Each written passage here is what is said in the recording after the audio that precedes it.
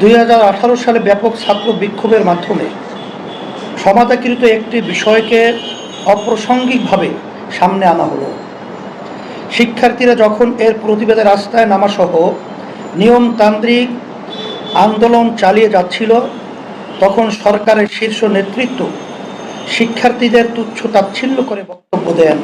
প্রকারান্তরে শিক্ষার্থীদের রাজাকারের নাতিপুতি বলে অভিহিত করেন।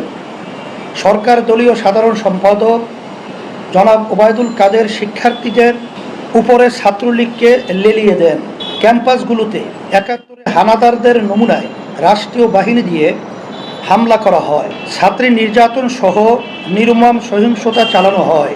তৎপরবর্তীতে সেই আন্দোলন গণ আন্দোলনের রূপ নেয়, যা এক পর্যায়ে ক্যাম্পাস ছাড়িয়ে সারা দেশে ছড়িয়ে পড়ে। দেশের সকল স্তরের সাধারণ মানুষ স্বপ্রণোদিত হয়ে রাস্তায় নেমে আসেন। এই জনবিস্ফোরণ দমনে আওয়ামী সন্ত্রাসী বাহিনী ও দলদাস পুলিশ নির্বিচারে হামলা, গুলি ও বিষাক্ত গ্যাস ছড়িয়েও ব্যর্থ হয়ে হেলিকপ্টার থেকে বিষাক্ত গ্যাস নিক্ষেপ ও গুলি করে বর্বরোচিত হামলার নজির স্থাপন করে। মানব ইতিহাসের জঘন্যতম হিংস্র ইসরায়েলিরা ছাড়া নিরস্ত্র জনতার উপরে হেলিকপ্টার থেকে গ্যাস নিক্ষেপ ও গুলি করার নজির আছে বলে আমরা জানি না।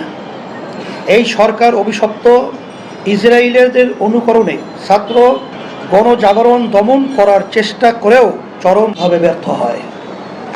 প্রিয় সাংবাদিক বন্ধুগণ, তারপরে ঘটনা প্রবাহ আপনারা জানেন। কারফিউ জারি করে বিভিন্ন স্থানে ব্যাংকার বানিয়ে নিজ দেশের নিরীহ মানুষের দিকে রাইফেল তাক করে আছে।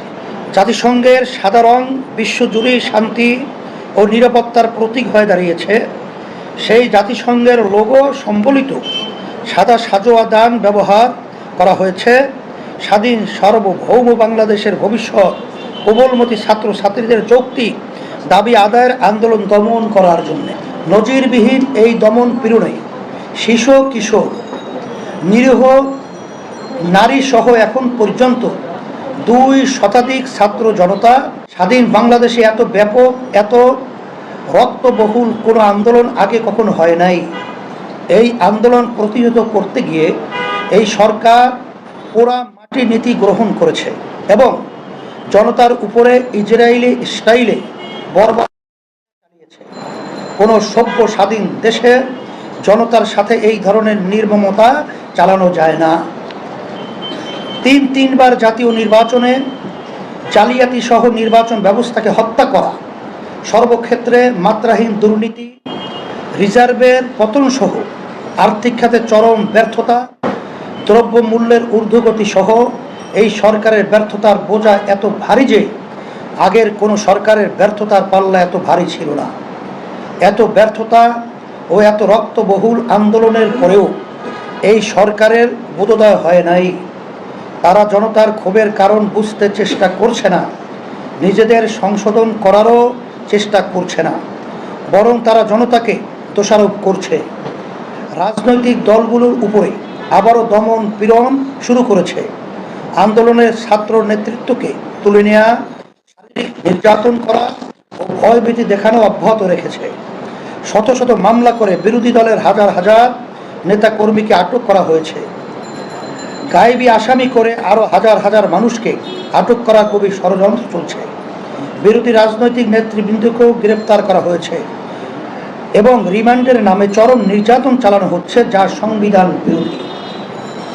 প্রিয় সাংবাদিক বন্ধুগণ, আন্দোলনের বস্তুগত ক্ষতি এই সরকারের কাছে তাজা প্রাণ শিক্ষার্থীর জীবনের চেয়ে মূল্যবান হয়ে দাঁড়িয়েছে।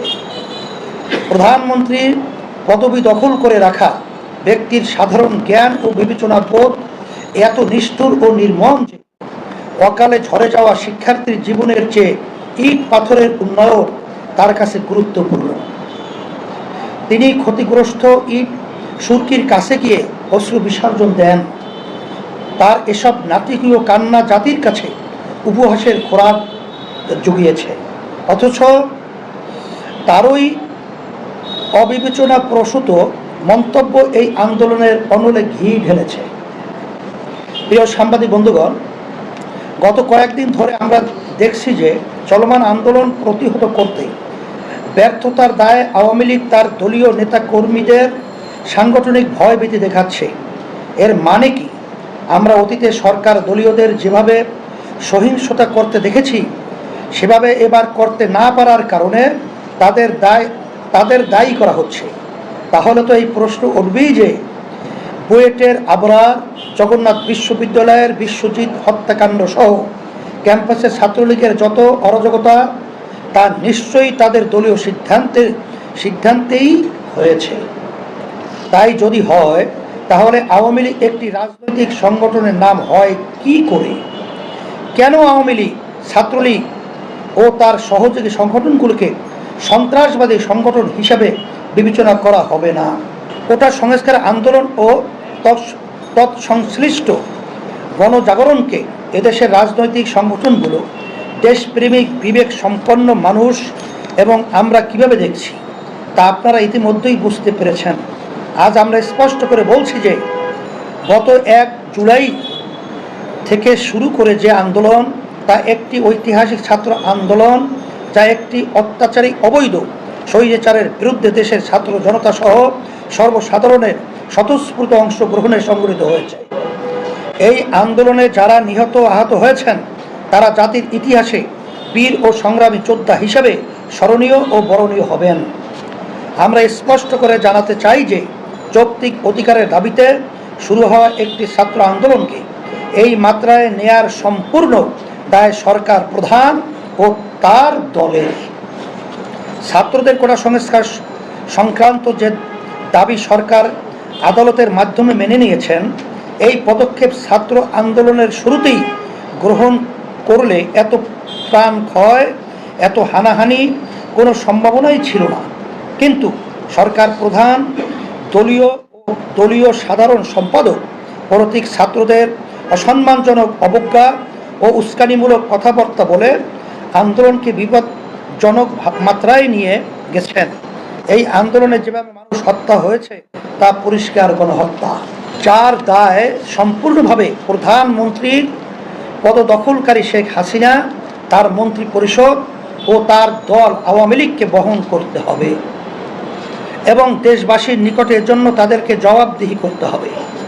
প্রিয় সাংবাদিক বন্ধুগণ, আমরা দেশের জনপ্রশাসন, আইন শৃঙ্খলা বাহিনী এবং সেনাবাহিনীকে আবারও স্মরণ করিয়ে দিতে চাই যে দল ও ব্যক্তির চেয়ে দেশ বড়। ফলে এই সরকারের ব্যক্তিবর্গ তো আপনাদেরকে দেখামাত্র গুলি করার আদেশ দেওয়ারই ক্ষমতা রাখে না। ফলে আপনারা যা করেছেন তা যে কোনো বিবেচনাতেই ন্যায়সঙ্গত হয় নাই। প্রিয় সাংবাদিক বন্ধুগণ, আপনাদের মাধ্যমে আমরা এই সরকারকে সতর্ক করে দিতে চাই যে এই সরকার যে গণহত্যা ঘটিয়েছে এবং হাজার হাজার মানুষকে আহত করেছে, তার একমাত্র সমাধান হচ্ছে এই সরকারের পদত্যাগ। তাই বলবো, আপনারা অবিলম্বে পদত্যাগ করুন এবং জাতীয় সরকারের হাতে ক্ষমতা হস্তান্তর করুন। এছাড়া আপনাদের কাছে আর কোনো দাবি নাই, কারণ খুনির কাছে খুনির বিচার চাওয়া যায় না।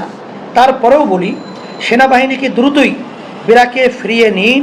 হত্যাকাণ্ডে যারা সরাসরি জড়িত তাদেরকে চিহ্নিত করে দৃষ্টান্তমূলক শাস্তির ব্যবস্থা করুন। ছাত্র আন্দোলনের সমন্বয়কদের নির্যাতন, হয়রানি তুলে নেওয়া বন্ধ করুন।